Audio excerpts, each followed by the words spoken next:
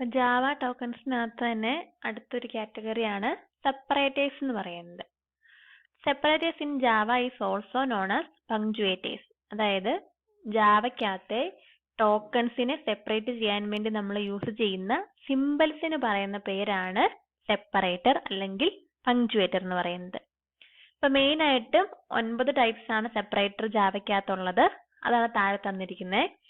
ആദ്യത്തേന്ന് പറഞ്ഞാല് square bracket. നമുക്കറിയാം square bracket നമ്മൾ എന്തിനു വേണ്ടി യൂസ് ചെയ്യുന്നത്? അറേനെ നമ്മൾ ഡിഫൈൻ ചെയ്യാൻ വേണ്ടിയാണ് സ്ക്വയർ ബ്രാക്കറ്റ് യൂസ് ചെയ്യുന്നത്. ഒരു സ്ക്വയർ ബ്രാക്കറ്റേ ഉള്ളെങ്കിൽ അത് 1 ഡയമെൻഷണൽ അറേ. അതുപോലെ തന്നെ സ്ക്വയർ ബ്രാക്കറ്റിന്റെ എണ്ണം കൂടുന്നതനുസരിച്ച് മൾട്ടി ഡയമെൻഷണൽ അറേ നമുക്ക് ഡിഫൈൻ ചെയ്യാൻ വേണ്ടിയിട്ട് പറ്റും. ഇനി അടുത്ത സിമ്പിൾ ആണ് പരാന്തസിസ് എന്ന് പറയുന്നത്. പരാന്തസിസ് നമ്മൾ എന്തിനു വേണ്ടി യൂസ് ചെയ്യുന്നത്?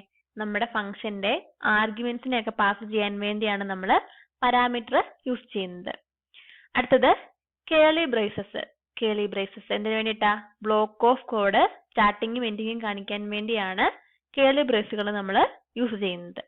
ഇത് ഓപ്പണിംഗ് ബ്രേസും ഇത് ക്ലോസിംഗ് ബ്രേസും ആണ് കേട്ടോ. അടുത്തത് കോമ എന്ന് പറയുന്ന സെപ്പറേറ്റർ. എന്തിനു വേണ്ടിയിട്ടാ? വേരിയബിൾസിന്റെ ഒക്കെ വാല്യൂസോ അല്ലെങ്കിൽ സ്റ്റേറ്റ്മെന്റുകളോ അതുപോലെ തന്നെ പാരാമീറ്റേഴ്സിനകത്ത് ഒന്നിലധികം വാല്യൂസ് വരുന്നുണ്ടെങ്കിൽ അവയോ ഒക്കെ സെപ്പറേറ്റ് ചെയ്ത് കാണിക്കാൻ വേണ്ടിയാണ് നമ്മൾ കോമ യൂസ് ചെയ്യുന്നത്. അടുത്ത അസൈൻമെന്റ് ഓപ്പറേറ്റർ. അപ്പൊ അസൈൻമെന്റ് ഓപ്പറേറ്റർ നമ്മൾ ഓപ്പറേറ്ററിനകത്ത് തന്നെ പറഞ്ഞായിരുന്നു. ഇതിനു വേണ്ടിയിട്ടാണ് ഒരു വേരിയബിളിന് ഒരു വാല്യൂവിനെ അസൈൻ ചെയ്യാൻ വേണ്ടിയാണ് നമ്മൾ അസൈൻമെന്റ് ഓപ്പറേറ്റർ യൂസ് ചെയ്യുന്നത്.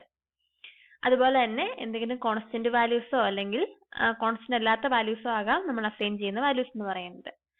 ഇനി അടുത്താണ് സെമി കോളൻ എന്ന് പറയുന്നത്. അപ്പൊ നമ്മുടെ പ്രോഗ്രാമിംഗ് ലാംഗ്വേജിന്റെ ഓരോ സ്റ്റേറ്റ്മെന്റുകളെ എൻഡ് കാണിക്കാൻ വേണ്ടിയാണ് നമ്മൾ സെമി കോളൻ കൊടുക്കുന്നത്.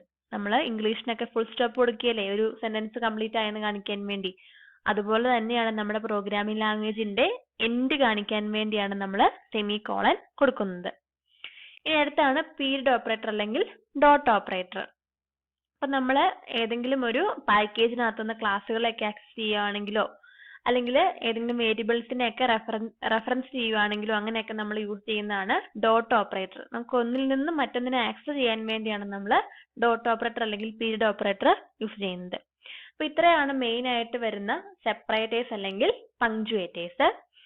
ഇനി ലാസ്റ്റത്തെ ടോക്കൺ ആണ് കമന്റ്സ് എന്ന് പറയുന്നത്. Comments allow us to specify information about the program inside our Java code. Java compiler recognizes these comments as tokens but excludes it from further processing. ഇപ്പൊ ജാവ കമന്റ്സ് എന്തിനു വേണ്ടി കൊടുക്കുന്നേ?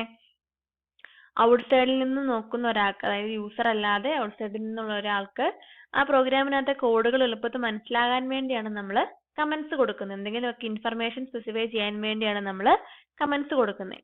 അപ്പൊ കമന്റിന്റെ സിമ്പൽ കണ്ടാൽ തന്നെ നമ്മൾ കമ്പൈലർ എന്ത് ചെയ്യും? അത് കമന്റ് ആണെന്ന് മനസ്സിലാക്കിക്കൊണ്ട് ആ കോഡുകളെ ഇഗ്നോർ ചെയ്യുകയാണ് പതിവ്. ഇഗ്നോർ ചെയ്യുക, അതായത് അവയെ എക്സിക്യൂട്ട് ചെയ്യുക അല്ലെങ്കിൽ ബൈക്കോളോട്ട് കൺവേർട്ട് ചെയ്യേണ്ടത് ആവശ്യമില്ല. അപ്പൊ നമ്മൾ മെയിൻ ആയിട്ട് 2 ടൈപ്സ് കമന്റ്സ് ആണ് യൂസ് ചെയ്യുന്നത്. സിംഗിൾ ലൈനും മൾട്ടി ലൈൻ കമന്റും, അല്ലെങ്കിൽ ലൈൻ ഓറിയന്റഡും ബ്ലോക്ക് ഓറിയന്റഡ് കമന്റും. അപ്പൊ ലൈൻ ഓറിയന്റഡ് ആണെങ്കിൽ അതിനുവേണ്ടി നമ്മൾ യൂസ് ചെയ്യുന്ന സിമ്പിൾ ആണ് ഡബിൾ സ്ലാഷ്. ഫോർവേഡിങ് ആയിട്ടുള്ള 2 സ്ലാഷുകളാണ് നമ്മൾ സിംഗിൾ ലൈനിനെ റെപ്രസെന്റ് ചെയ്യാൻ വേണ്ടി യൂസ് ചെയ്യുന്നത്. ഇനി ഒന്നിലധികം ലൈൻ വരുന്ന കമന്റ് ആണെങ്കിലോ നമ്മൾ അതിനുവേണ്ടി യൂസ് ചെയ്യുന്ന സിമ്പിൾ ആണ് സ്ലാഷും സ്റ്റാറും, അതുപോലെ തന്നെ സ്റ്റാറും സ്ലാഷും. ഇത് സ്റ്റാർട്ടിങ് കാണിക്കാൻ വേണ്ടിയും ഇത് എൻഡിങ് കാണിക്കാൻ വേണ്ടിയുമാണ്. അപ്പൊ ഇതിനുള്ളിൽ വേണം നമ്മൾ മൾട്ടി ലൈൻ ആയിട്ട് വരുന്ന കമന്റിനെ കൊടുക്കാനായിട്ട്. അപ്പൊ ഇത്രയാണ് ജാവയ്ക്കകത്ത് മെയിൻ ആയിട്ടും വരുന്ന ടോക്കൺസ് എന്ന് പറയുന്നത്. ഇനി താഴെ തന്നിരിക്കുന്ന ഒരു പ്രോഗ്രാമിന്റെ ഒരു പീസ് ഓഫ് കോഡാണ് തന്നിരിക്കുന്നത്. നോക്കിയേ,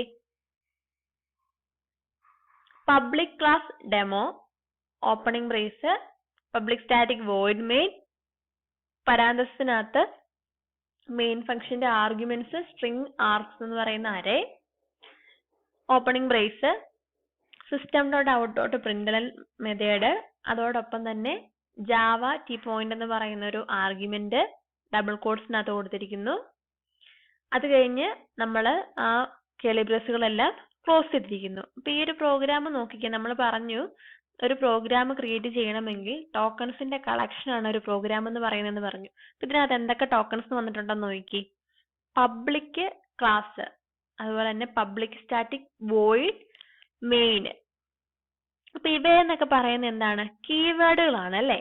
പബ്ലിക് എന്ന് പറയുന്ന കീവേഡ് ആണ്, ക്ലാസ് എന്ന് പറയുന്ന കീവേഡ് ആണ്, പബ്ലിക് സ്റ്റാറ്റിക് വോയിഡ് എന്ന് പറയുന്നതെല്ലാം കീവേഡുകളാണ്. സിസ്റ്റം, ഔട്ട്, പ്രിന്റർ എന്നിവയെല്ലാം കീവേഡുകൾ അല്ലെങ്കിൽ മെത്തേഡ്സിന്റെ നെയിമുകളാണ്. പിന്നെ ഡെമോ എന്ന് പറയുന്നതാണ് യൂസർ ഡിഫൈൻഡ് ആയിട്ടുള്ള ക്ലാസിന്റെ നെയിം എന്ന് പറയുന്നത്. അപ്പൊ ഐഡന്റിഫയർ വന്നു. പിന്നെ നമ്മുടെ സ്ക്വയർ ബ്രാക്കറ്റ് അല്ലെങ്കിൽ അറേന്ന് ഡിഫൈൻ ചെയ്യാൻ വേണ്ടിയുള്ള സെപ്പറേറ്റർ നമ്മൾ യൂസ് ചെയ്തിട്ടുണ്ട്. അതുപോലെ തന്നെ opening brace, closing brace, parenthesis, അങ്ങനെയുള്ള സെപ്പറേറ്റേഴ്സ്, സെമിക്കോളൻ എന്ന് പറയുന്ന സെപ്പറേറ്റേഴ്സ് നമ്മൾ യൂസ് ചെയ്തു. പിന്നെ നമ്മൾ എന്ത് യൂസ് ചെയ്തിട്ടുണ്ട്? നമ്മൾ സ്ട്രിങ്സ് യൂസ് ചെയ്തിട്ടുണ്ട്. ഡബിൾ കോഡ്സിനകത്ത് നമ്മൾ സ്ട്രിങ്ങിനെ യൂസ് ചെയ്തിട്ടുണ്ട്. അപ്പൊ അങ്ങനെയുള്ള ടോക്കൺസിന്റെ കളക്ഷൻ ആണ് ഒരു പീസ് ഓഫ് കോഡ് എന്ന് പറയുന്നത്. അപ്പൊ ഇത്രയുമാണ് ജാവയ്ക്കകത്ത് മെയിൻ ആയിട്ടുള്ള ടോക്കൺസ് എന്ന് പറയുന്നത്.